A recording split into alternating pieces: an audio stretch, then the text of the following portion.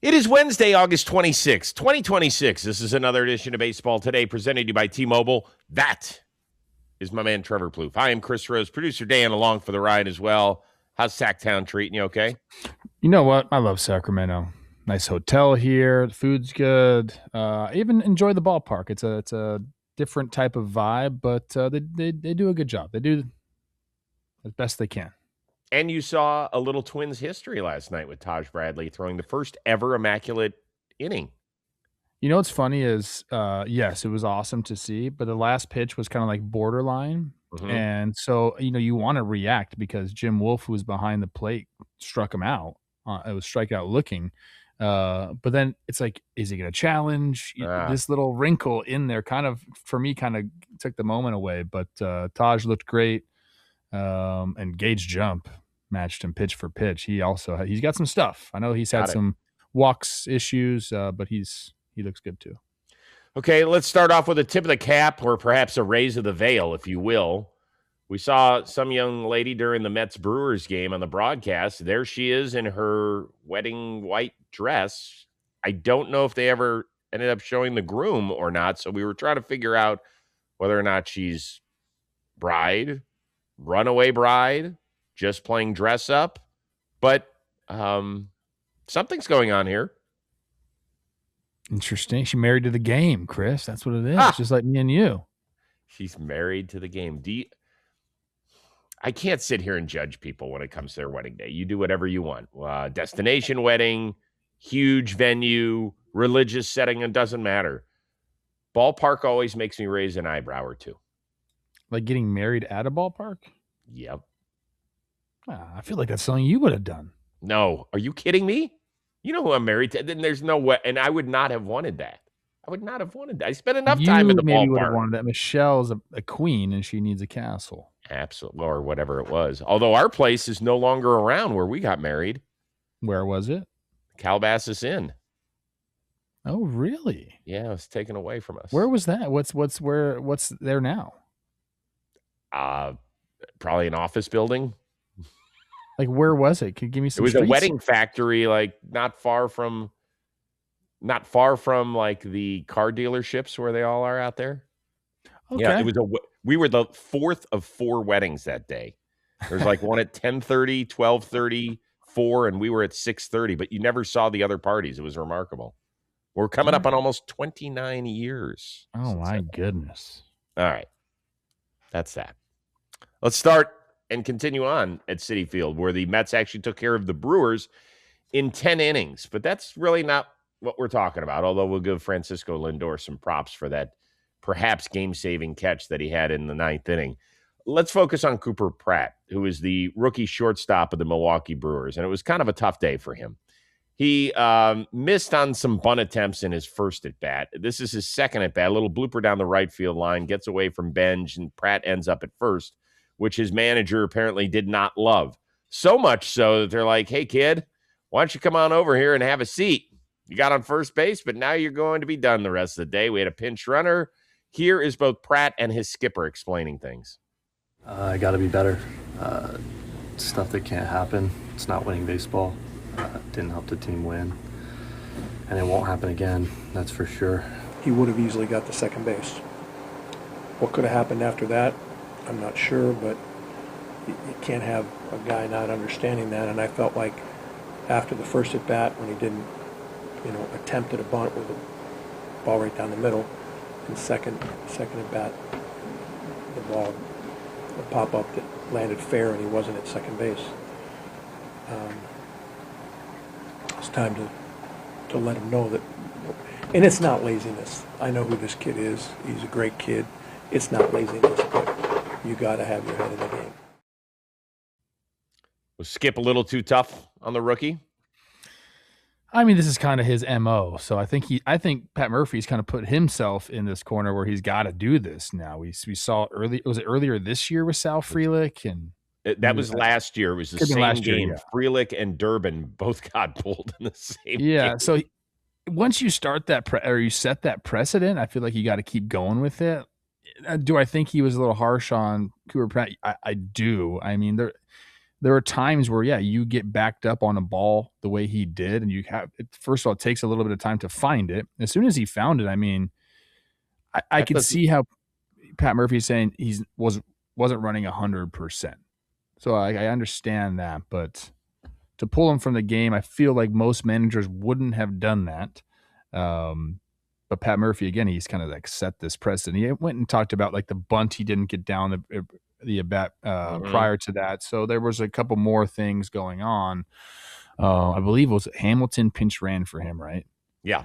And then he ended up making the error at the end of the game. So that's another train of thought for managers and front office is like, well, does it give us a better chance to win tonight's game taking him out? Yeah, look, to me, it's not so much taking him out. It's different when you take a guy out in between innings. When you pull a guy off a base, the whole world is there to see it. I mean, the most famous moment, it wasn't a base. It was Reggie Jackson getting pulled by Billy Martin in a game at Fenway Park. I mean, that is one of the most famous clips in baseball where Martin and Jackson then go at it. Now, that's a different relationship. You're talking about one of the true superstars of the game and the most heated manager in the history of the sport and the combustible guy ever. So it's a different relationship. I understand that. But when you get taken off the field during action, it's embarrassing. I think it really is. And I think he probably could have proven his point if he had just done it in between innings and said, hey, Cooper, have a seat. Call it what it is. He embarrassed the kid.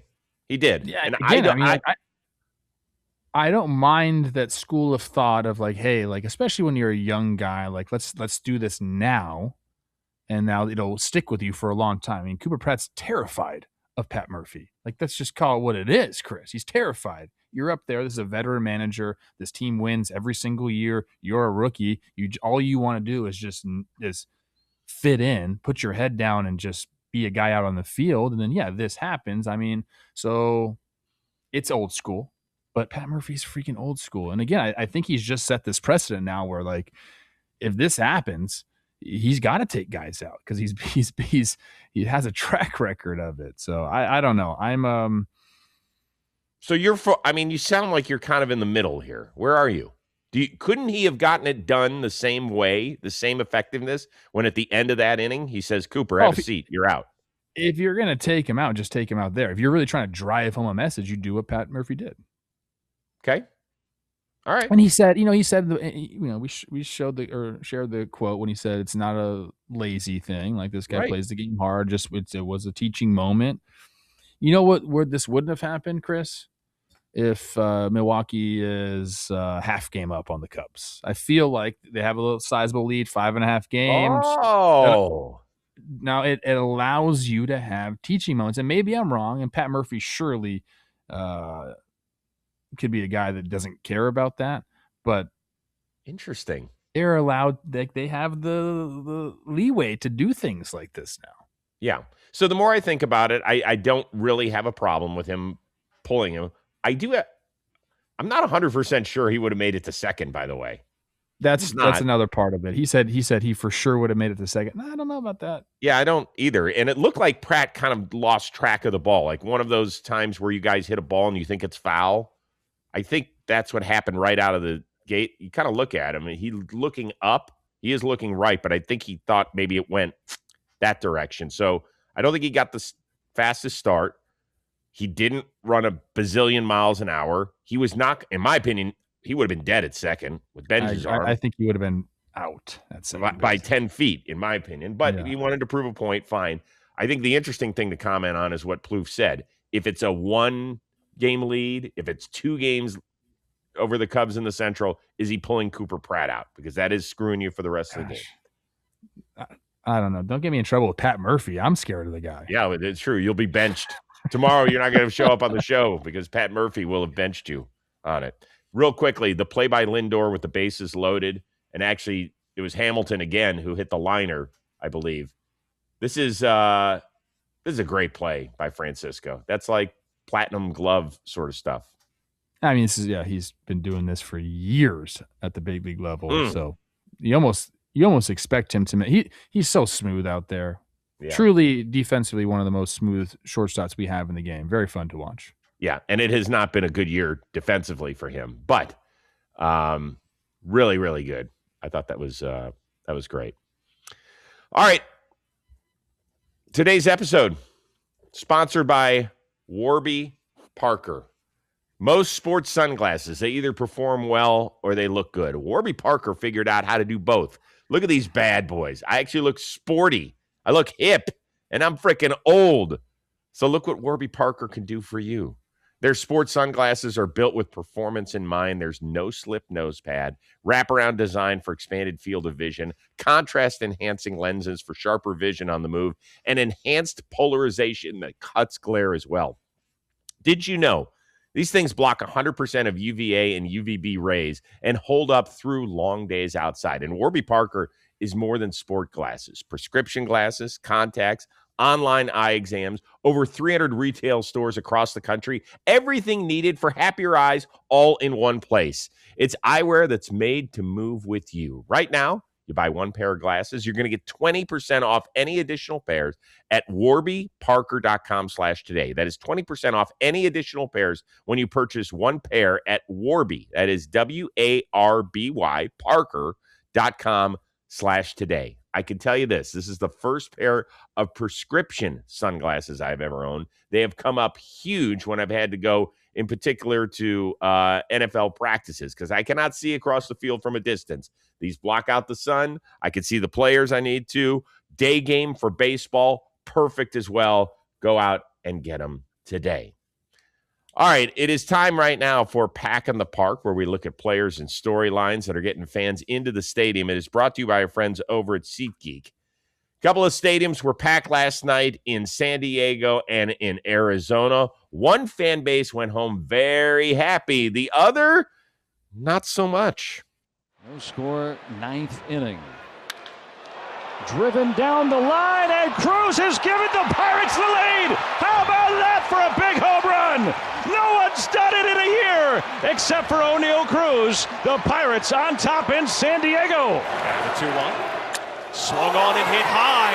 It's hit deep. It's on its way. Good night. It's a game winner for Ryan Waldschmidt. How about this? Waldschmidt now has 3 career homers, 2 of which have been walk-off, Plouffe. I love that, man. He knows when he's up there with the game on the line, it's over. That's a good feeling to have right there, Chris. So he is the only player this year with multiple walk-off homers when his team is trailing. Had one against Edwin Diaz and the Dodgers, and then last night against Webb and the Cubs. Pretty good work by him. There's only 2 other guys who have multiple walk-off homers this year. Colton Cowser and Ketel Marte, who also leads the league in walk away from a team, oddly enough. So he's injured, Chris. Oh, I'm sorry about that. My fault. Anyway, so the Padres, by the way, how good it Mason. I didn't realize Mason Miller hadn't given up a homer in a year. Dude, he's ridiculous. That's quite a run. Yeah, quite a run. Anyway, it's a 1-game lead for the Padres over the Diamondbacks for that 3rd and final wild card berth in the National League. It feels like it's going to be just the 2 of them, although maybe Miami sneaks back in this thing or something. Maybe the Cardinals. We'll see. At any rate, I don't think either of us are shocked about the Padres being here. Are you surprised that Arizona has been able to withstand a lot of injuries, inconsistencies in their rotation, and other stuff to be here? Yeah, I am surprised. I truly am. But, I think that they do a good job in a couple different areas that have kept them in baseball games. They can catch the ball. Like, this is a team that plays good defense.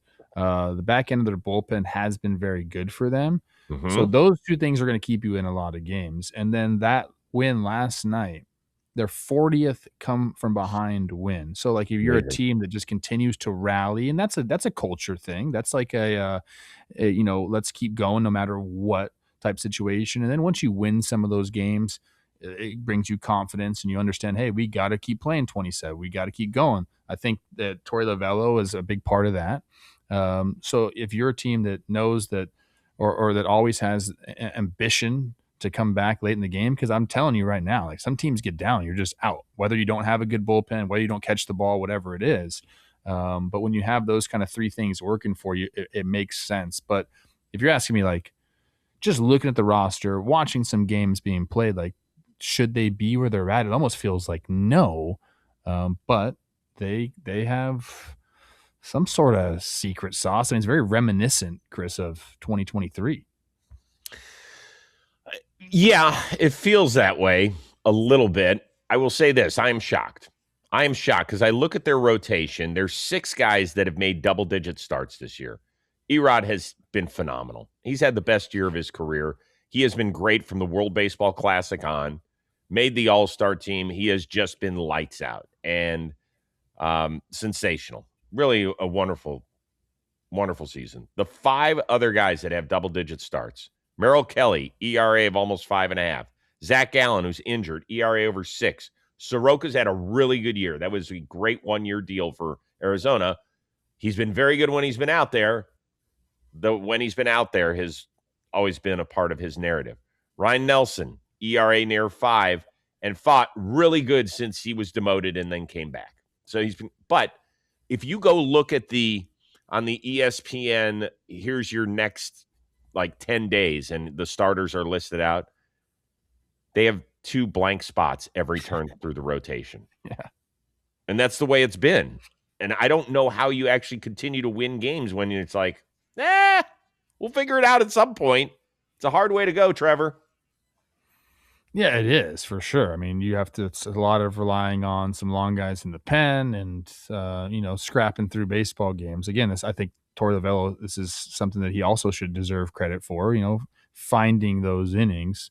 But yeah, I think we're both looking at the same thing and thinking the same thing, saying like, yeah, I don't know if they should be where they're at, but they are because they do a few different things well. And you mentioned their bullpen. AJ Puck was a guy that they were hoping to rely on. He is not coming back. Justin Martinez, I think he just came back, didn't he? Yeah. Yes, he's here. He actually pitched last night, had a scoreless inning with a strikeout. So that's good for them. But there's 4 guys in particular I want to mention that I don't know if a year ago you would have thought that any of these 4 would have contributed. Certainly not to this level.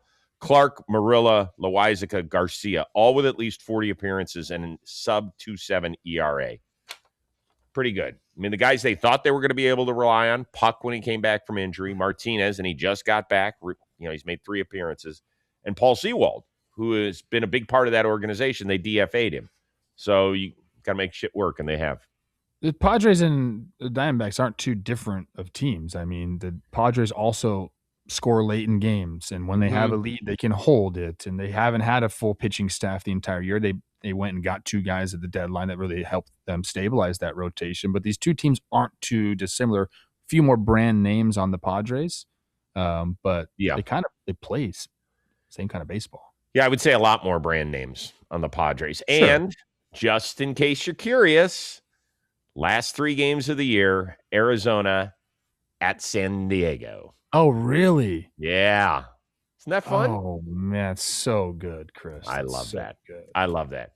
Quick reminder, by the way, use the code BASEBALL2026, 10% off your next set of tickets at SeatGeek, which is something that I recently did to attend last night's Guardians-Halos game out in Anaheim. I can tell you this, man. Oh, the first 3 innings were horrible. Gavin Williams got his, booty kicked. He got 4 outs, and then he was done. It was 5-0 before you knew it. We were sitting in this great section right behind the Guardians dugout, thanks to our seats at SeatGeek. It was terrible. It was like a morgue. And then we started chipping away, and we got things tied. And then late in the game, Trout comes up against Holderman, and we're like, no. But an Angel in the outfield got it done. Trout gets into one. Deep center field. Angel Martinez back at the wall. He's got it. Oh, what a catch. Angel Martinez. He had nowhere left to go, and he reeled it in to save the day for Cleveland. That's right. He didn't even start the game in center field. He was a replacement, and he made that play. That place went nuts. The Cleveland, we were just so excited. And then they scored 2 in the 10. And ended up winning. Did you say the place went nuts? What do you mean? The Cleveland faithful went nuts?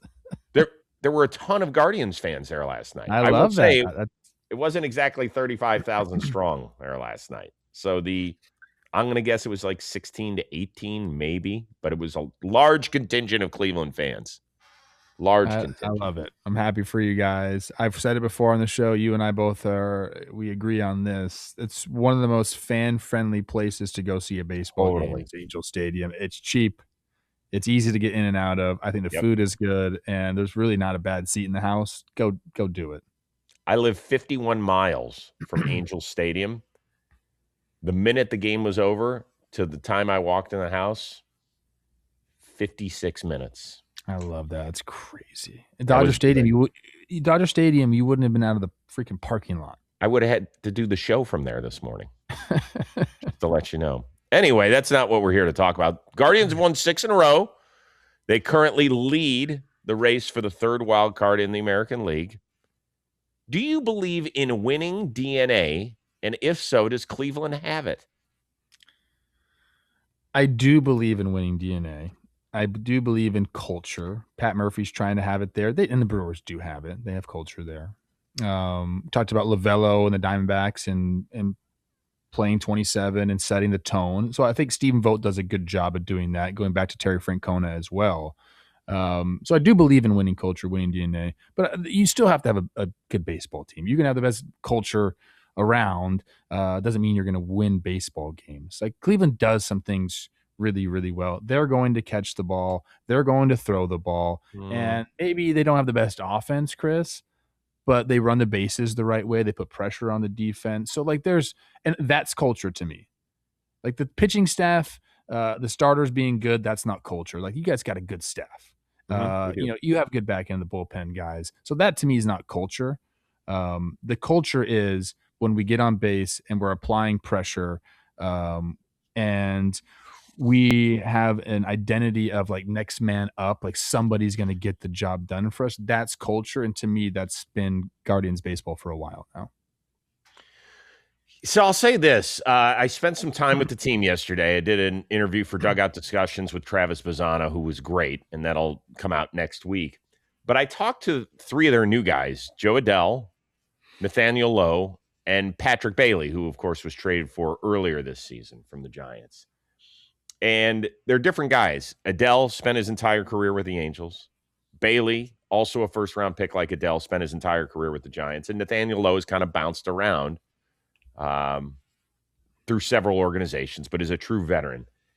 And they're all really good guys. And they all said the same thing. Like, you come over here and it just is run differently. Like, it is very player-friendly. Now, it's not player-friendly in terms of how we pay you.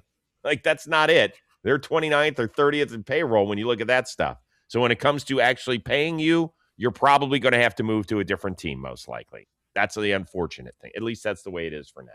But as far as how they treat their players, and I think what they expect out of them is laid out in the beginning.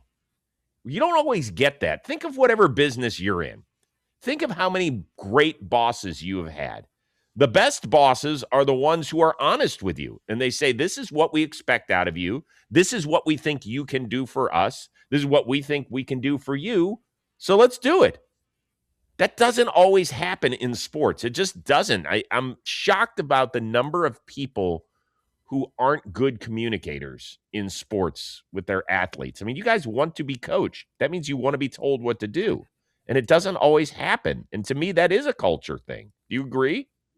Yeah, no, exactly. I think I had a great high school coach who did this. We practiced pretty much the same way every single day, and there's a few off, like kind of weird days in there, but every single year it was the same. So honestly, by the time I was a senior in high school, I knew exactly what we were doing on this specific day of the year because it was just so regiment oriented. And I think a lot of athletes are disciplined in that way. They have that kind of trait in them where, yeah, I want to be detail oriented and I want a regiment. I want a schedule. Like a lot of people struggle. A lot of guys that I know get out of baseball struggle with a schedule because, like, what do I do now? Like I've had someone kind of putting it up and telling me what to do for the last 10, 15 years of my life. And now all of a sudden I kind of have to do it on my own. So like the regiment to me is there. And I think it's more so at the big league level, it does become the expectation. Mm-hmm. I liked when it was like, this is what's expected of us. Like what Pat Murphy did, though you could say it's extreme, but like there's expectations there and the players know that. So like, I guarantee you ask anybody in that clubhouse, they don't care that Pat did that. They're like, yeah, that's what he does. This is the kind of culture that we have. And guess what, guys? We fucking win baseball games because of it. So there is a lot of that. You're hearing a lot of culture talk because it is hard you can't quantify it. Like it's not a numbers thing. And you can't just snap your finger and have a good culture. Like it takes time and you have to have the right people doing it. So it's something that all teams strive for, and you hear a lot of winning teams talk about it, but that can mask issues. It's the teams that are consistent with it that have the true culture, and the Guardians, I think, are one of it. Now, there's two things, it's more than culture, that will lead this eventual turnaround if they make the playoffs yet again. It's the resurgence of Steven Kwan, who last night had 5 hits. The first couple months of the season, he was one of the worst offensive players in baseball. Since July, he's had an OPS. Yeah, you were talking all sorts of smack on him. I saw you posing with and he wasn't good. He wasn't good. I mean, what is he going to say? He's going to say, I was not good. He's going to say, Uncle Rosie, couldn't you have my back, though, man? I do have his back. I love that guy. I think he gets the most. If anybody's ever met him and stood next to Steven Kwan, you would be shocked to call that guy a Major League Baseball player. He's not tall. He's 5'8", I think he told me yesterday. But some guys you give a hug to, they're 5'8", but you're like, damn, like Steven Kwan is not one of those guys. That's just not his body. I think he has squeezed every ounce of talent out of that thing, and that's what I'm proud of. But he stuck with it. He always played great defense, always ran the bases well. He just wasn't on him enough. Now he has gotten back to it. Out of guys who have had at least 100 plate appearances since July, he has the best batting average as well. That's a big deal. And this team has done whatever they've done this year virtually without Jose Ramirez offensively. Since he came back July 22nd, he had 2 extra base hits until last night. He had 3 doubles. I'm hopeful that helps him. He still hasn't hit a homer since he's returned. Obviously, that hamate bone is still bothering him. Keep our fingers crossed on all this. I do want to thank Kwani and Hedgie. They were not hitting on the field yesterday because it was 1,000,000 degrees. They didn't want to take batting practice on the sun, but they came out and said hello to my family, which was nice. There's my son in the middle. That's Josh, the tall one. So left to right, my brother Pete. Yes, I have a brother, Pete Rose. Isaac's over. It's my nephew over Quan, and Caleb, my other nephew, next to Hedgie, who's got nasty feet because he's a catcher. Oh, boy. He wore slides. Crushing the ball, though. They were great. We did a fun little segment with the two of those that I'm sure will air somewhere in dugout discussions. So there you go. Go Guards. Do people believe in winning DNA or not? Is that a made-up thing? Because we can't quantify it? Factor it into war? Doesn't really exist? My main take here is winning can give you the facade of a good culture. Winning consistently is the culture. Got it. Yeah. Well said there, sir.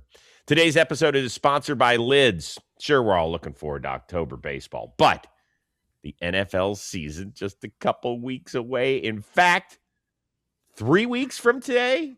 Wait, 2 weeks from today. Holy smokes. It'll kick off up in Seattle. And Lids has got you covered with all the latest gear to rep your team.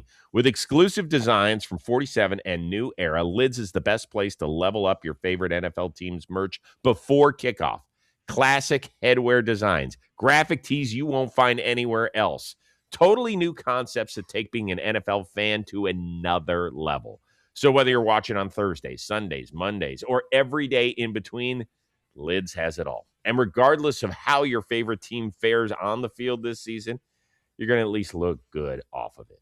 Get 15% off your purchase when you text today to 29017. Message and data rates and exclusions do apply.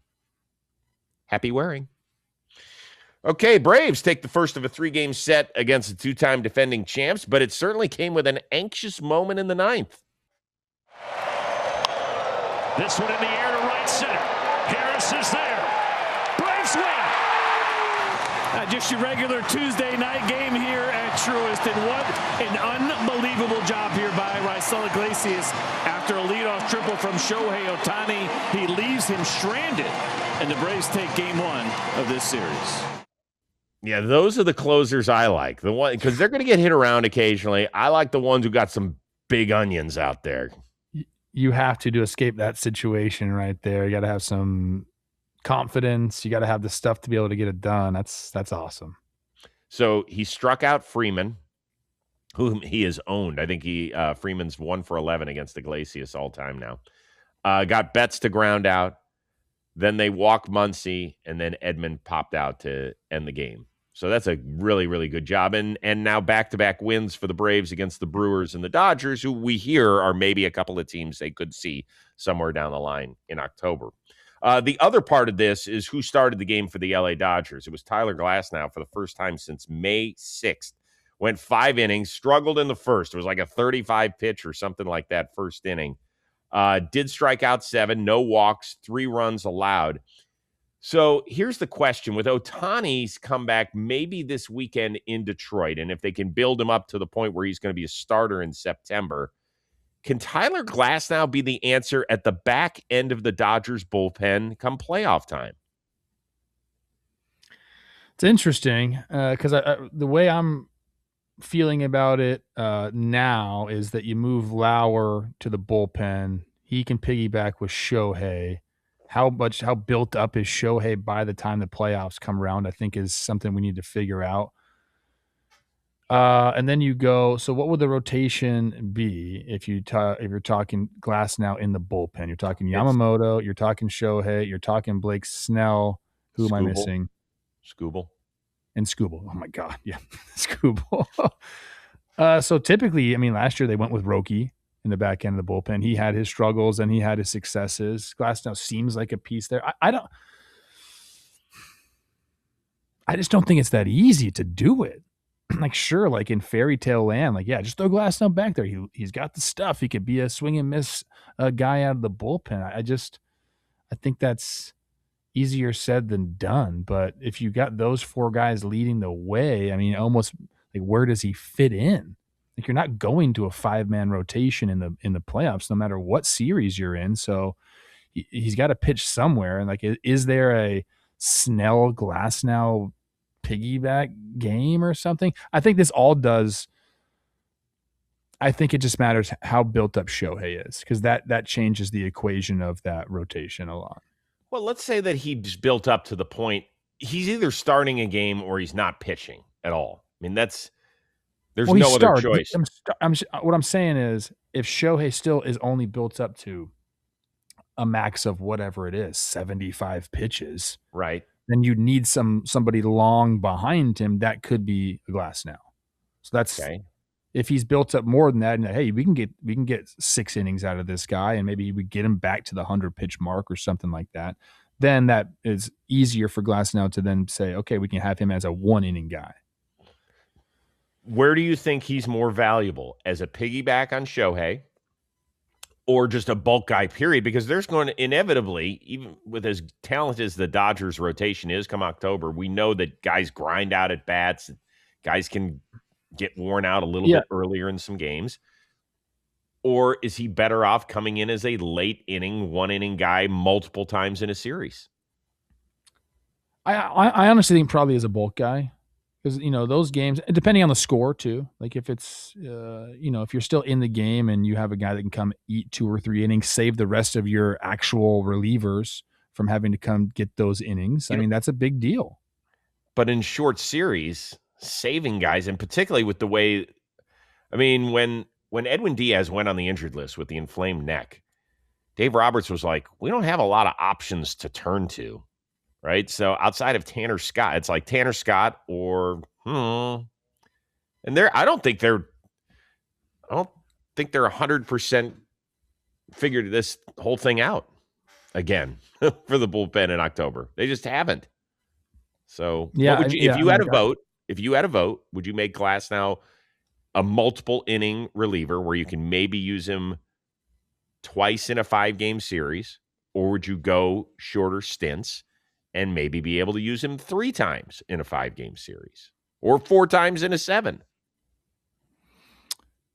Guys who I trust in the bullpen right now, Tanner Scott, Henriquez. Not many. Brock Stewart has been pitching well. I guess it depends on what everyone looks like come that time. If you have 4 or 5 guys you trust at the back end of the bullpen, you don't need Glasnow to do it. We didn't even mention Edwin Diaz. Vesia, he'll be in there pitching high leverage at some point. Who will? Vesia. Vesia will be, absolutely. Yeah. I said Edwin Diaz, though. It's amazing, $60-some million, and might not even be a part of this equation come October. That'll be fascinating. Dodger fans, let us know what you think might happen. What would you like to see happen? Where does he fit best? And by the way, they're not the only team that's going to have to make decisions like that. So we'll see. Today's episode, sponsored by Booking.com, Booking.yeah, official travel partner of MLB. Booking.com makes it easy for every baseball fan to travel and catch a game wherever the team's schedule takes them. Imagine you're looking at your favorite team's schedule. There's a series coming up in a new city. You've always wanted to go to it, or it's a big-time series. You see, the ballpark is only one part of the trip. There's a lot more waiting outside of those gates. The pregame spot everybody swears by, the restaurant you find after the final out, the hotel a few blocks from the ballpark where you can walk to everything. That is a full baseball road trip experience. Booking.com makes it simple to find the right hotel or vacation home near wherever the schedule is taking you. The trip comes together as fast as the decision to go. Once somewhere gets into your head, go on, book the trip. It's that easy. The easiest way from where you are to where you want to be. It's Booking.com, Booking.yeah, an official travel partner of MLB. Major League Baseball trademarks are used with permission. All right, finally, AL West, Rangers lose, Astros win, Astros back in first. But before that W, in the boogie down against the New York Yankees, owner Jim Crane, he made the trip. He reiterated to manager Joe Espada, no decision will be made until after the season. So that Bobby Nightingale report, get on out of here. That's what he's saying, basically. And as far as ownership goes, sounds like he still believes. You guys are watching the box scores just like I am. I mean, we expect better. We still have a chance to win the division and get this team on track. This year, the pitching's, a lot of injuries in the pitching. I think we got to a slow start. That hurt us. But, you can look at all of it, and we're not where we want to be, but we've got a good chance to win the division. Okay, so they definitely have a GM spot open because they got rid of Dana Brown. It sounds like they're certainly leaning toward Espada not returning. Do you think it's a good job, either GM or manager, when working for Jim Crane or not? I do, because there's only 30 of them available in the world. So if that's your passion and you want to be a manager or you want to be a GM, you'll take whatever you can. Okay, hold on. We know that. But do you think that it is one that is... I do. I'll tell you what, I do, because he cares. He cares. Now, is he a guy that likes to be involved in the process? Sure, but to be honest, I'd welcome that.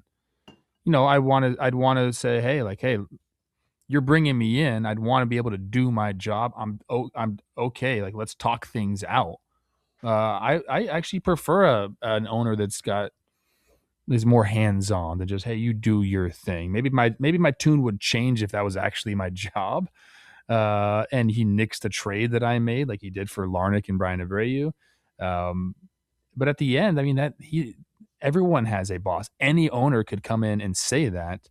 He just happens to be more involved than most. I do. I actually would welcome it, as long as you understood. You have to go in there understanding that's part of it. You're still in a division that seems like it's wide open right now.